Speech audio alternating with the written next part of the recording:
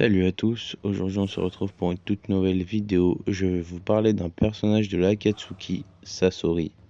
Alors que Sasori était enfant, ses parents furent tués par Akumo attaqué.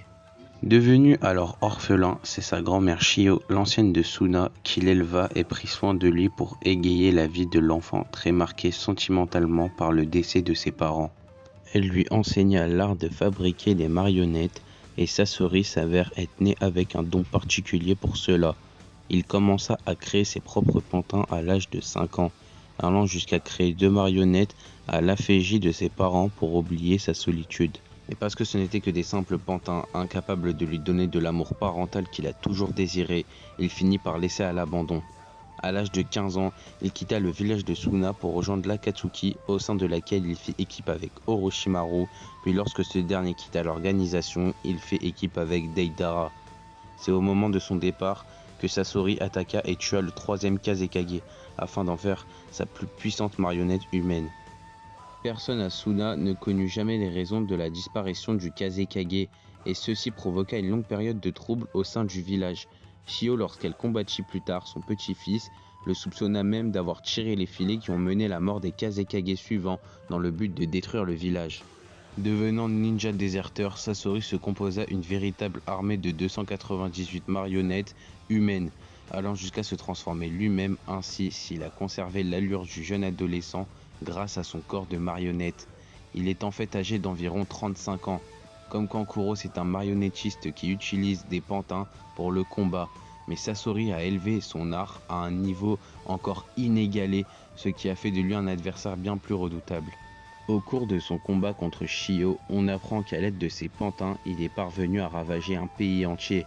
Sasori des Sables Rouges est ainsi devenu en quelques années le maître incontesté des marionnettistes, ses créations étant telles que les propres marionnettes de Kankuro portent sa marque.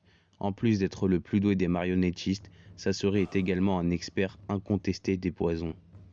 Au cours des années qu'il a passées au sein de l'Akatsuki, Sasori s'est aussi créé un puissant réseau d'espions qu'il manipulait mentalement, afin de les infiltrer en toute discrétion au sein des différents organes du pouvoir à travers le monde ou au sein des groupuscules ennemis à l'Akatsuki.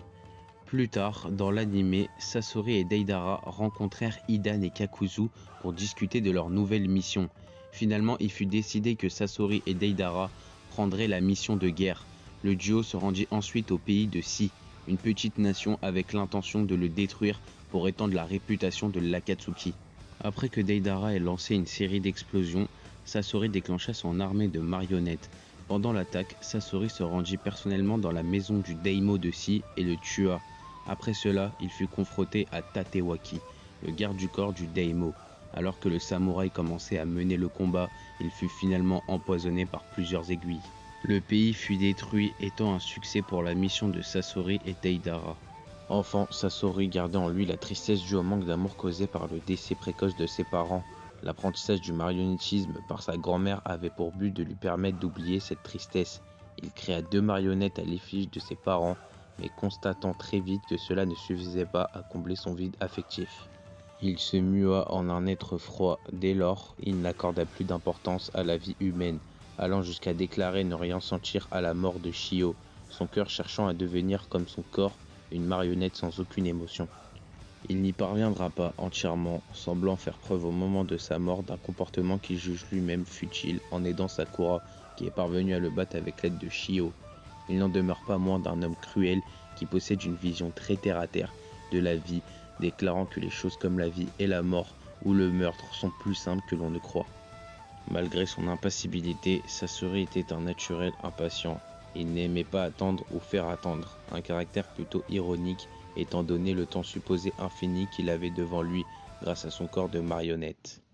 Du fait de ses talents de créateur de marionnettes, Sasori avait une vision bien à lui de l'art, bien différente de celle de son partenaire au sein de l'Akatsuki, Deidara. Cette différence d'interprétation de l'art fut d'ailleurs un sujet de discorde et de dispute fréquents entre les deux hommes. Tandis que Deidara était convaincu que l'art devait être éphémère pour être beau, Sasori maintenait que seul l'art qui perdure dans le temps est d'une beauté infinie. Ces visions reflétaient l'un des natures individuelles des deux hommes. Deidara créait des sculptures d'âge qu'il faisait exploser alors que Sasori faisait des marionnettes réparables à l'infini.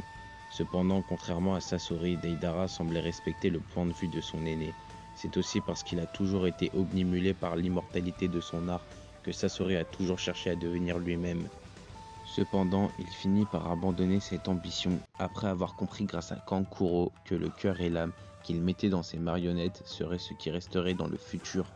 Acceptant cette nouvelle vision de son art et libérant ainsi son âme, il lègue les marionnettes de ses parents à Kankuro en lui demandant de faire de même lorsqu'il mourra à son tour.